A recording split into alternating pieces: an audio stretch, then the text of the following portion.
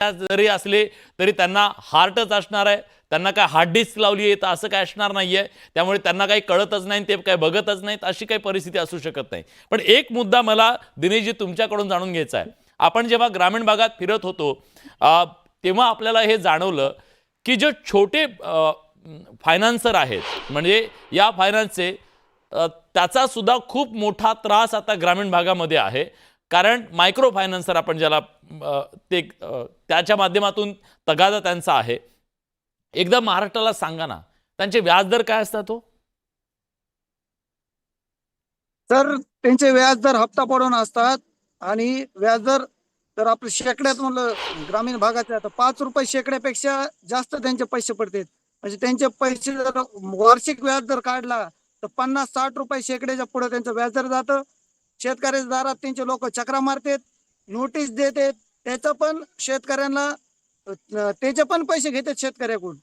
आणि मायक्रो फायनान्सचा सुळसुळाट चाललाय. आणि मायक्रो फायनान्सच्या नावाखाली एक खाजगी खाजगी सावकारकी बी मोठ्या प्रमाणात आहे. त्याचं कारण म्हणजे आपल्याकडं त्याला खाजगी सावकारकीला थांबवायला त्याला शासकीय बँका कर्ज देत नाही, त्यामुळे शेतकऱ्यांना पर्याय नाही, खाजगी सावकाराकडे जावं लागतं.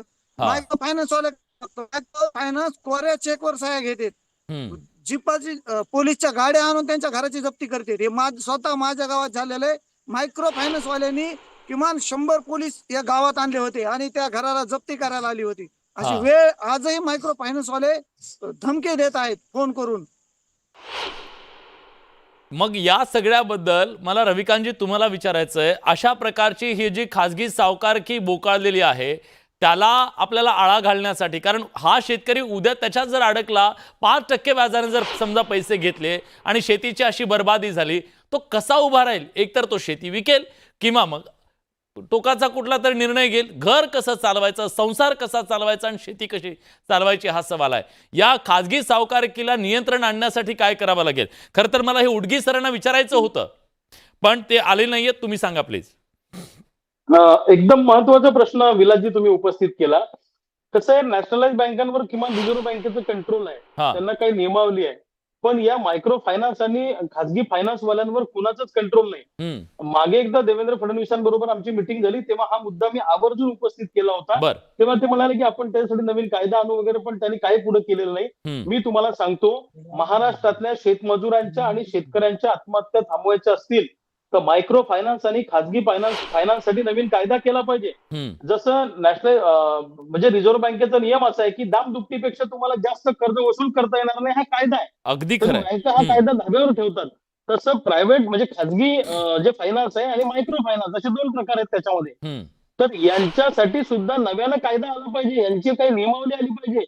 हे काय करतात, ते बाउन्सर घेतात, भाड्याने माणसं आणतात, ते सगळे असे पैलवान पोरं घेतात, वसुलीला जातात, घरातले भांडेकुंडे जप्त करतात, अपमानित करतात, शेतकऱ्याला वाटेल त्या पद्धतीने बोलतात आणि जोपर्यंत पैसे आणत नाही तोपर्यंत चुली जळून उठत नाही. मी तुम्हाला सांगतो, महिला ज्या आहेत खेड्यापाड्यातल्या आपल्या, त्यांना लाज वाटते सांगायची, अपमान व्हायची भीती वाटते म्हणून त्या सांगत नाहीत, पण त्या आत्महत्येच्या दिशेनं पावलं टाकतायत. हा खूप गंभीर प्रश्न आहे. मला नवनाथ बनांना सांगायचंय की उद्या जा मुख्यमंत्री साहेबाकडे आणि त्यांना पहिले सांगा की मायक्रो फायनान्स आणि खाजगी फायनान्ससाठी कायदा करा.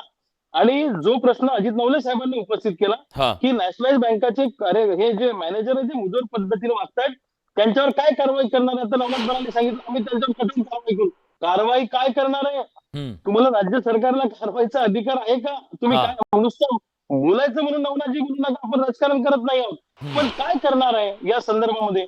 आणि मला दुसरं